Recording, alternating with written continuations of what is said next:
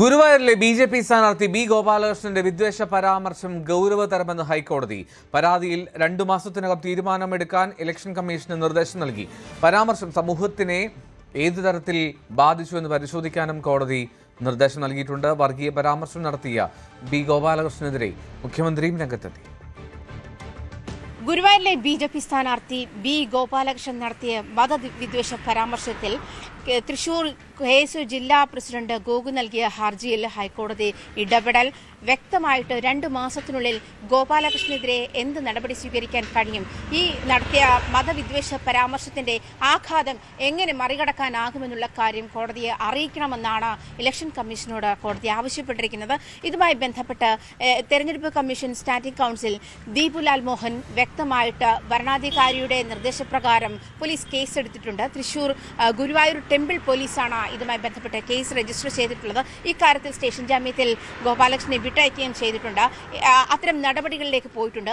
അതേസമയം ജനപ്രാതിനിധ്യ നിയമത്തിന്റെ ലംഘനമാണ് ഗോപാലകൃഷ്ണൻ നടത്തിയിട്ടുള്ളത്. അതുകൊണ്ട് തന്നെ നാമനിർദ്ദേശ പത്രിക തള്ളണമെന്ന് ആവശ്യപ്പെട്ടുകൊണ്ടാണ് KSU ജില്ലാ പ്രസിഡന്റ് കോടതിയിലെത്തിയിരിക്കുന്നത്. മാത്രമല്ല, അദ്ദേഹത്തിന് തെരഞ്ഞെടുപ്പിൽ മത്സരിക്കാനുള്ള അർഹതയില്ല. രാജ്യത്ത് മതവിദ്വേഷം പ്രചരിപ്പിക്കുന്നത് തെരഞ്ഞെടുപ്പ് ചട്ടങ്ങൾക്ക് വിരുദ്ധമാണ് എന്ന് തന്നെയാണ് ഹർജിയിൽ ചൂണ്ടിക്കാട്ടിയിരിക്കുന്നത്. പക്ഷേ ഹർജിയിലെ നാമനിർദ്ദേശ പത്രിക തള്ളണം, തെരഞ്ഞെടുപ്പിൽ മത്സരിപ്പിക്കരുത് തുടങ്ങിയ ആവശ്യങ്ങൾ തൽക്കാലം പരിഗണിക്കുന്നില്ല എന്നാണ് കോടതി വ്യക്തമാക്കിയിരിക്കുന്നത്. അതേസമയം രാജ്യത്തിനും സമൂഹത്തിനും ഇതുമായി ബന്ധപ്പെട്ട് ഉണ്ടായ ആഘാതം എങ്ങനെ മറികടക്കാനാകുമെന്ന് ഇലക്ഷൻ കമ്മീഷൻ കോടതിയെ അറിയിക്കണമെന്ന് കോടതി ഉത്തരവിട്ടിട്ടുണ്ട്.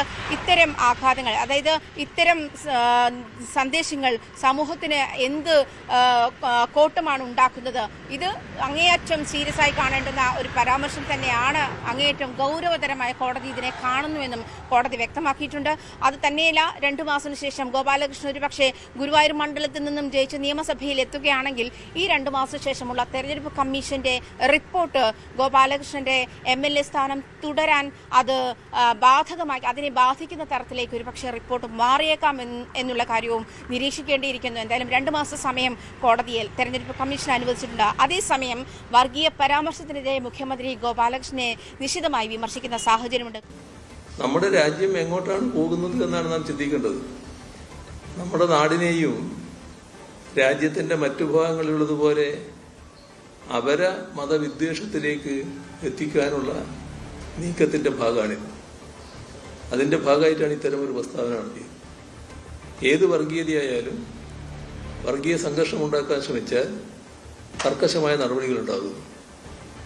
ഈ നാടിന്റെ ഈ രീതി അട്ടിമറിക്കണമെന്ന് ആഗ്രഹിക്കുന്നവരുടെ കൂട്ടത്തിലാണ് സംഘപരിവാർ. ഗുരുവായൂരിലെ ജനങ്ങൾ അത്തരം പ്രസ്താവന കൊണ്ടൊന്നും തെറ്റിദ്ധരിക്കപ്പെടില്ല. ഗുരുവായൂരിലെ ജനങ്ങൾക്ക് ഇക്കാര്യത്തിൽ വ്യക്തതയുണ്ട്. അത് മാത്രമല്ല, വർഗീയ പരാമർശങ്ങളും വർഗീയ വിദ്വേഷവും പരത്താൻ സംസ്ഥാനം അനുവദിക്കില്ല. അതിന് കർശന നടപടി ഉണ്ടാകുമെന്ന് മുഖ്യമന്ത്രിയും ഈ വിഷയത്തിൽ പ്രതികരിച്ചിട്ടുണ്ട്. കൂടുതൽ വാർത്തകൾക്ക് News 18 Keralam YouTube channel subscribe ചെയ്യുക.